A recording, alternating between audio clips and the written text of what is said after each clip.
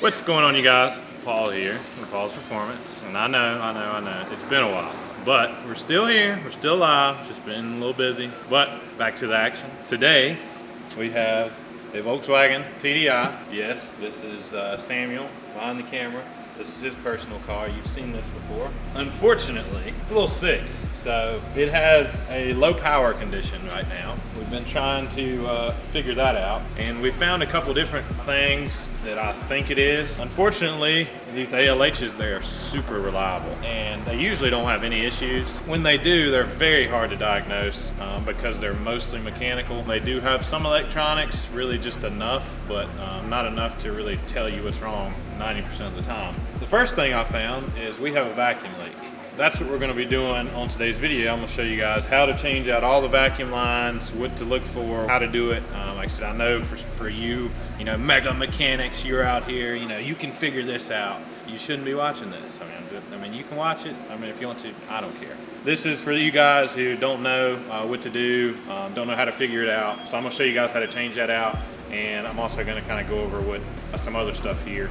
But let's get over to the vacuum lines. So right here at my mobile workbench, and I'm going to show you exactly what I have to work with and what kind of tools also I'm going to be using to do this. First things first, I bought some vacuum line or hose. You can get this from your parts store if you want to. It's two different sizes that's going to be used on the vacuum system. It's 3mm and 5mm, I believe. You can also get it on Amazon if you really want to. The kit that we got today, it is a kit. It's from NIAGATA TDI, and it's using the exact OEM hose that comes on the car when it was new. And it's this vacuum hose that is coated in like a cloth coating. This is excellent line. It really lasts a while. And like I said, this kit is only like 50 bucks, and it comes with the exact amount that you need, both sizes, the 5 and the 3, to do the entire vacuum system. And like I said, it is this top quality hose. You can just get regular vacuum hose. That's all this is. It just has like a cloth coating, but this cloth coating really does good for the vibration. If the lines are rubbing anywhere, this right here really protects the line and prevents it from rubbing through over time. That's why a lot of you are probably changing out this line. Even though your car is 20 years old, you probably still have some of this line. As a matter of fact, on this car, we are changing out some of this line that come on at OEM. So that just tells you how good this line is. Whereas the previous owner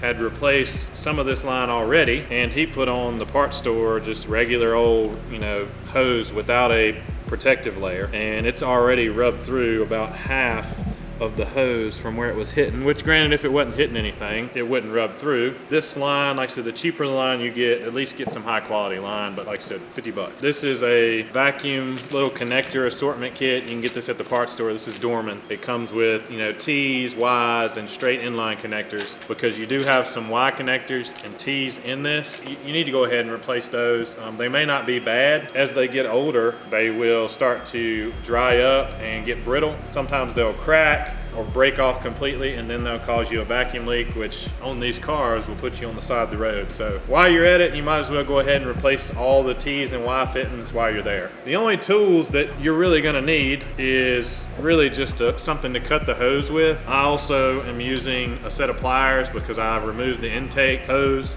So I had to get the spring clamps out of the way just to open up the area. You may need something if you really want to open up, but all these lines you should be able to get to without removing anything. The only other thing you really have to remove is going to be the engine cover if you have it. A lot of people don't have the engine cover anymore, so those of you guys, you're already a step ahead. He has an engine cover, so we had to remove it. Should be some 10mm, so you may need that. I don't have that here, but that's all it is. It should be 3 10mm to get that off. Like I said, those of you who don't have it, you're good to go. We got all this here.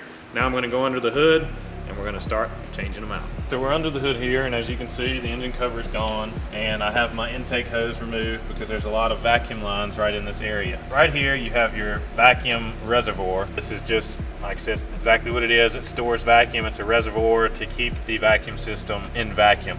If your system leaks, this will leak out, but your vacuum line will go from here and it'll go up to here, and then you have two other vacuum valves. You have your N75 here, which is what controls your turbo actuator. So you'll have your line coming into your intake for the air relief, and then you'll have your line going to the turbo actuator. So this will be probably the longest line on here, and it's going to go all the way back through here and all the way down and loop up and connect to your turbo actuator. And then some of you guys, and I say some because some of you are criminals and have deleted yours, but this right here is the valve that controls your EGR valve right here. This one still has the EGR on it, so it still has this valve. For those of you who don't have your EGR, this right here will not be there. So I have 3 diagrams. You can get them online. I'll make sure I attach the link to it, and it's a diagram that tells you where all the vacuum lines go and how they're at least connected. It's not going to show you exactly how they're routed. You'll have EGR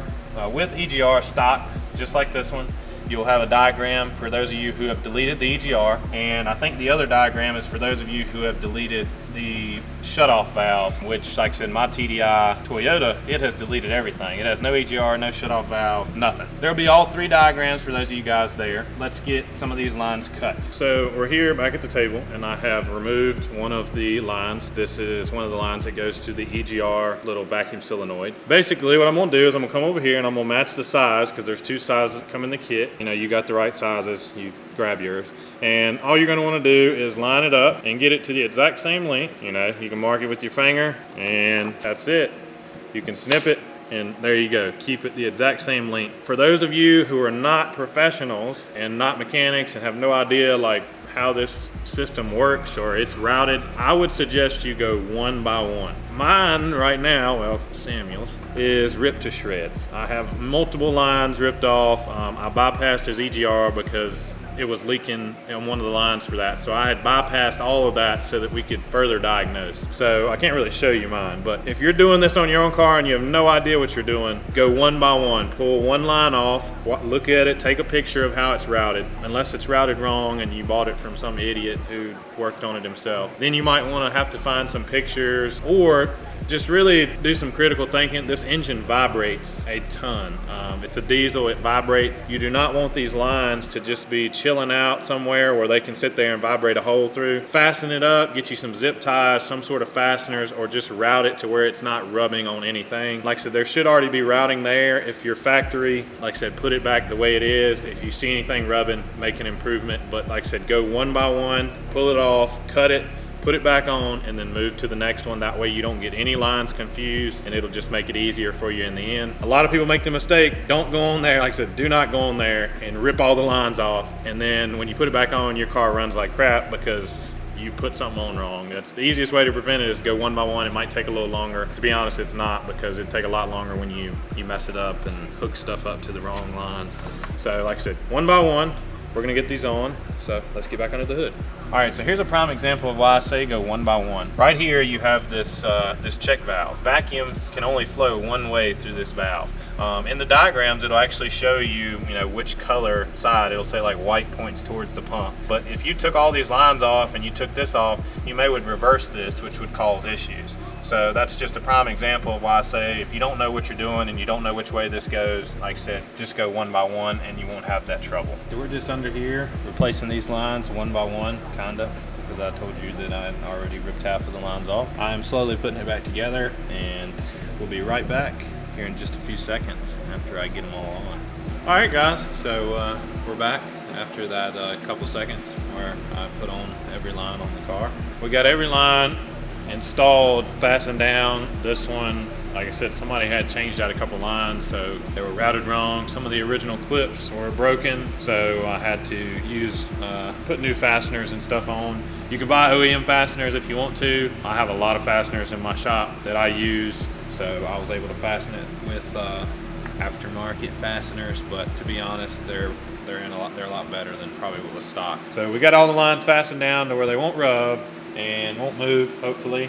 We drove the car and it actually is fixed. I know I told you guys the car is in here because it was sick with a low power condition, We actually put a new mass airflow sensor because the reading was a little off. It wasn't throwing any codes. It wasn't the usual way that the mass airflow sensor goes, but the reading was off. So we kind of took a chance on that, and I think that fixed it. But as we were diagnosing the car, we did find that it had a decent amount of hoses that were leaking by. Still operational. I don't think that was the issue because I did bypass all of those leaking lines and it still didn't fix it. If you have a leak, it's always good to go ahead because, like I said, once you do get a leak, it will put you on, probably on the side of the road. Maybe not the side of the road, but you'll at least be in the shop because you'll be like, dang, like I'm literally driving a bicycle now. Because if you lose a turbo, you lose the power. I mean, it's only got 90 horsepower.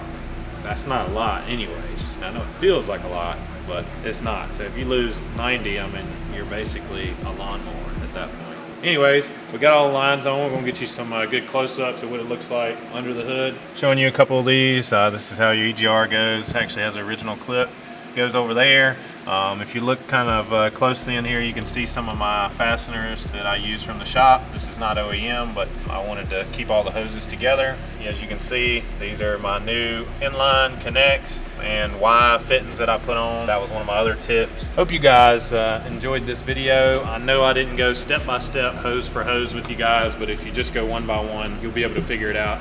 I was really just trying to give you guys tips and just show you guys what I'm going through when I do it. So I hope this helped you enough to do it. It's not really that hard of a job. But anyways, follow the diagrams. I'll have that hopefully in the description somewhere. Who knows? But anyways, as always, like and subscribe. See you guys next time.